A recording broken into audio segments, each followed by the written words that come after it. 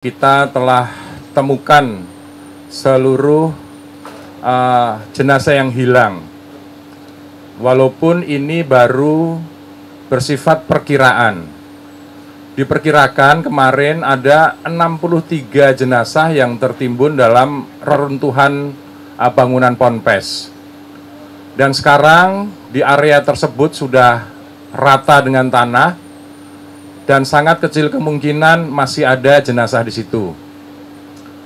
Yang diketemukan adalah 61 jenazah dalam bentuk yang utuh. Kemudian ada 7 body part. Dari perkiraan kita 63, dimungkinkan, sekali lagi dimungkinkan, nanti kepastiannya kita akan menunggu dari DVI yang 7 body part itu merupakan milik siapa, atau mungkin berdiri sendiri, atau mungkin lebih dari 63. Ini semuanya baru perkiraan. Sehingga praktis kalau yang body part itu menurut teknis dari Basarnas tidak bisa disebut jenazah, berarti kita masih ada 2.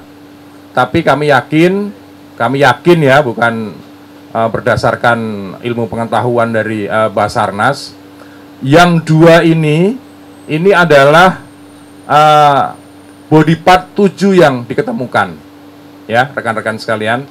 Jadi saya ulangi lagi, alhamdulillah sekarang sudah rata ponpesnya. Kemudian diketemukan 61, ya 61, berarti masih kurang 2 dari perkiraan korban yang kita sampaikan terdahulu. Namun demikian, saya ulangi lagi, kita menemukan 7 body part. 7 body part. Nanti semua itu kita serahkan DVI yang akan menjelaskan. Sekalian dari Basarnas akan menjelaskan secara teknis dari ilmu-ilmu ke Basarnasan. Mungkin itu pembuka dari saya.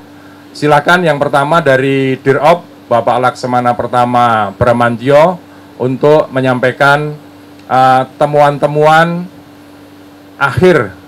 Sudah kita dengar bersama bahwa DVI yang ada di sini untuk fase 1 sudah ditutup. Namun demikian, dari BNPB tidak akan lepas libat dalam hal ini. BNPB akan terus mendampingi pemerintah provinsi maupun kabupaten sampai dengan selesainya seluruh kegiatan. Jadi untuk kegiatan yang berikutnya ini adalah kami akan masa transisi, artinya bukan transisi menuju transisi darurat, tidak. Transisi alih ke pemerintah provinsi, tapi kami tetap mendampingi Pak Gatot sesuai dengan perintah Bapak Presiden Prabowo Subianto bahwa kita harus terus mendampingi, kemudian juga mengasesmen bangunan yang ada di sekitaran pesantren ini agar kejadian-kejadian seperti ini tidak terulang lagi. Selain itu juga BNPB akan tetap memberikan segala sumber daya yang ada apabila diperlukan untuk tetap membantu pemerintah provinsi maupun pemerintah Kabupaten Sidoarjo. Jadi kami akan terus mendampingi, kami tidak lepas begitu saja hari ini, tapi kami nanti ada masa-masa transisi. Mungkin itu yang bisa kami sampaikan. Terima kasih dari Pak Dirlok maupun Pak DVI. Mungkin ada tambahan dari Pak Kalak BPBD Provinsi, Bapak Gatot, silahkan. Sangat berkomitmen untuk penanganan proses ini, baik kepada pesantren maupun kepada keluarga korban. Ibu Gubernur selalu memonitor perkembangan kejadian di lapangan maupun di Rumah Sakit Bayangkara. Komitmen pemerintah provinsi tersebut bisa dilihat dari hadirnya kepala OPD, teknis maupun beberapa bidang yang lain untuk melihat baik itu dari struktur bangunan, baik itu penanganan korbannya, baik itu mengikuti proses di DVI. Hingga hari ini kami dari Provinsi Jawa Timur menyediakan layanan yang sebelumnya disiapkan di lokasi pesantren. Mulai kemarin sudah dialihkan sebagian ke area Dinas Kesehatan yang kebetulan bersebelahan dengan DVI. Jadi semalam sudah dilakukan serah terima terkait dengan logistik yang ada di dapur umum yang ada di wilayah pesantren, karena nanti pengelolaannya akan dialihkan kepada Dinas Sosial Kabupaten Sidoarjo beserta pondok. Lalu yang di Dinas Kesehatan dibuka dapur umum yang dikelola oleh Pemprov Jatim, kebetulan itu dikelola oleh Dinas Sosial. Lalu disiapkan tempat ruang tunggu yang representatif untuk keluarga korban, juga memfasilitasi